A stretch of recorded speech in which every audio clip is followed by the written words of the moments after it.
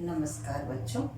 आज हम लोग सुमित्रा नंदन पंत जी द्वारा रचित नौका विहार कविता के अर्थ को समझेंगे। नौका विहार कविता के अर्थ को समझने से पहले हम थोड़ा नौका विहार कविता के बारे में जान लेते हैं।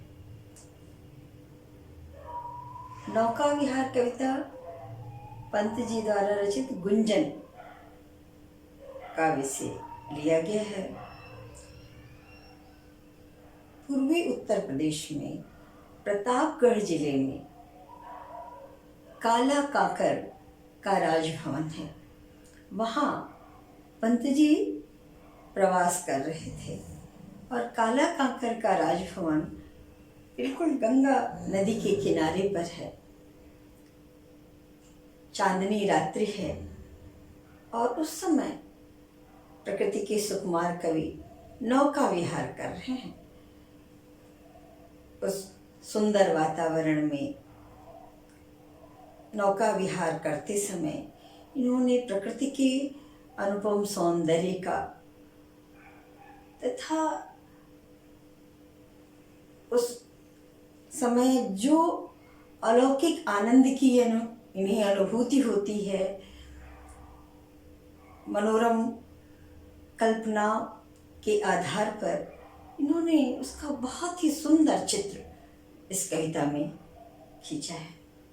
गंगा को तपस्विनी बाला के रूप में दिखाया तथा नौका विहार करते करते जीवन रूपी धारा का उद्गम, उसका सतत प्रवाहित होना, सब कुछ इन्होंने इस कविता में वर्णित किया है। ये कविता अपने आप में बहुत ही अच्छी कविता है। आइए इस कविता को हम पढ़ते हैं। नौका विहार। शांत स्निग्ध ज्योत्स्ना उज्ज्वल अपलक अनंत नीरव भूतल, सैकत शय्या पर दुग्ध धवल, तनवंगी गंगा ग्रीष्म विरल, लेटी हैं श्रांत क्लांत निश्चल, तापस बाला गंगा निर्मल, शशि मुख से दीपित मृदु करतल, लहरें उर पर कोमल कुंतल। चांदनी रात्रि है, दूधिया चांदनी, एकदम उज्जवल चांदनी धरती से लेके आकाश तक फैली हुई है। और उस दृश्य को पंत जी चित्रित करते हैं।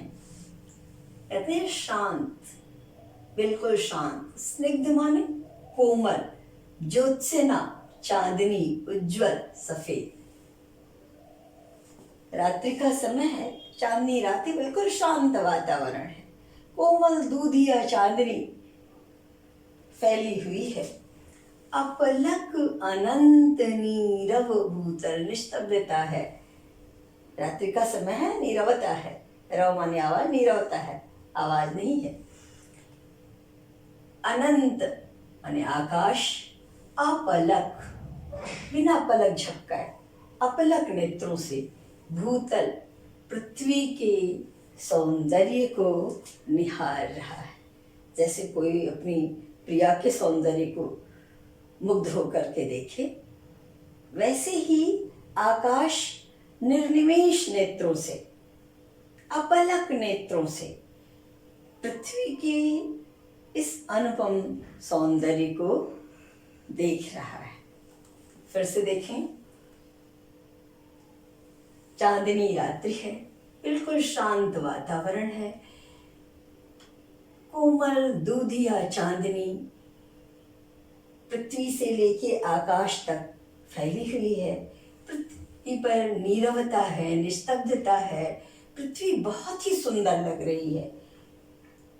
दूधिया चांदनी से नहाई हुई पृथ्वी बहुत सुंदर लग रही है और आकाश अपलक नेत्रों से, निर्निमेष नेत्रों से पृथ्वी के सौंदर्य को देख रहा है।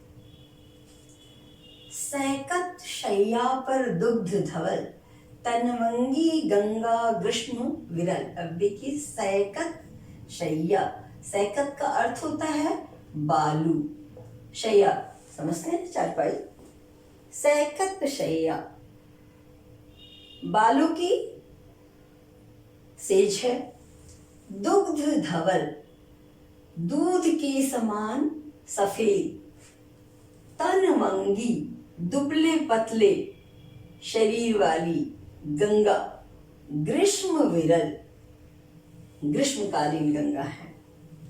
ग्रीष्म काल में गंगा की धारा पतली हो गई है और दोनों तरफ बालुकामय तट है। दूधिया चांदनी में नहाया हुआ वो बालुकामय तट बहुत ही सुंदर और सफेद होके बहुत सुंदर लग रहा है और बीच में गंगा की पतली धारा बह रही है। कवि कल्पना करता है जबकि सैकत शैया, ऐसा लगता है कि बालू की सेज पर दूध जैसी सफेद गौर वर्णा दुबली पतली गंगा रूपी नायिका, ग्रीष्मकालीन गंगा रूपी दुबली पतली नायिका लेटी हुई है, सोई हुई, लेटी हैं।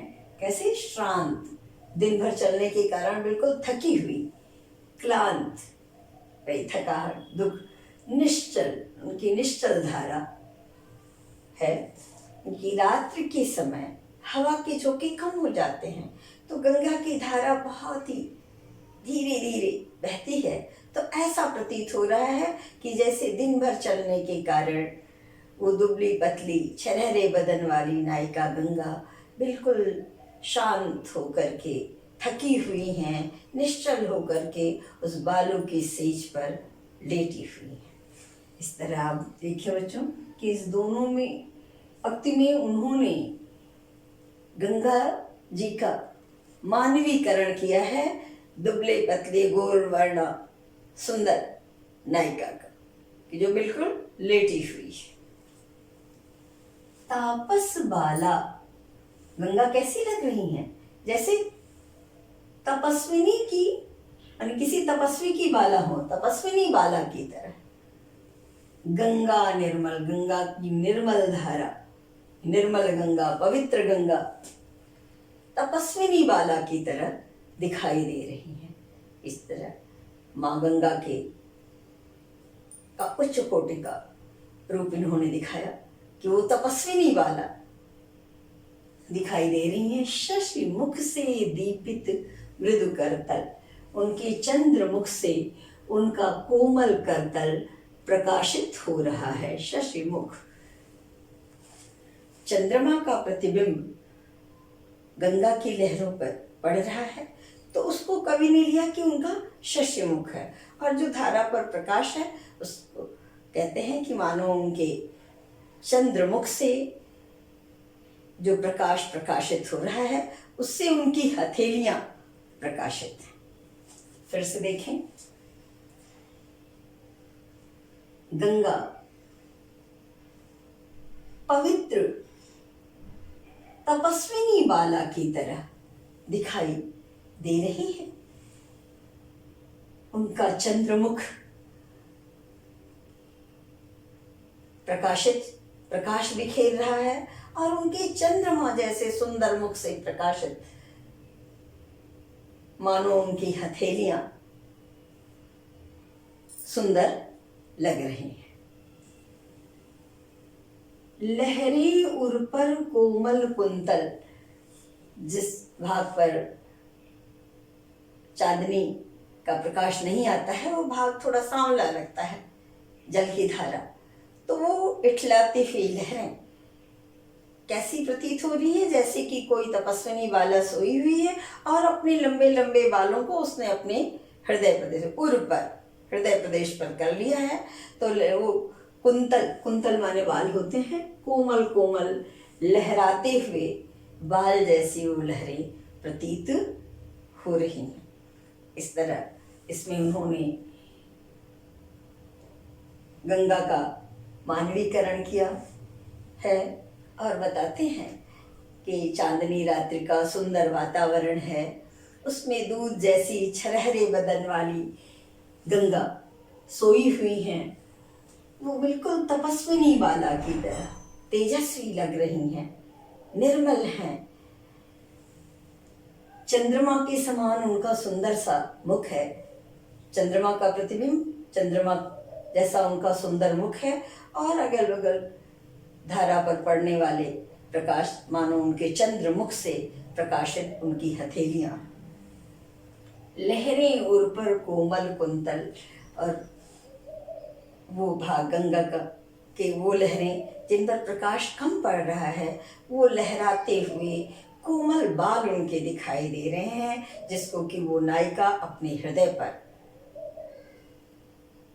रख करके सोई हुई। इस तरह बच्चों इसमें आप को अर्थ समझ में आ गया होगा। प्रश्न बना लें कि कौन पृथ्वी के सौंदर्य को देख रहा है? आकाश देख रहा है। आकाश कैसे देख रहा है?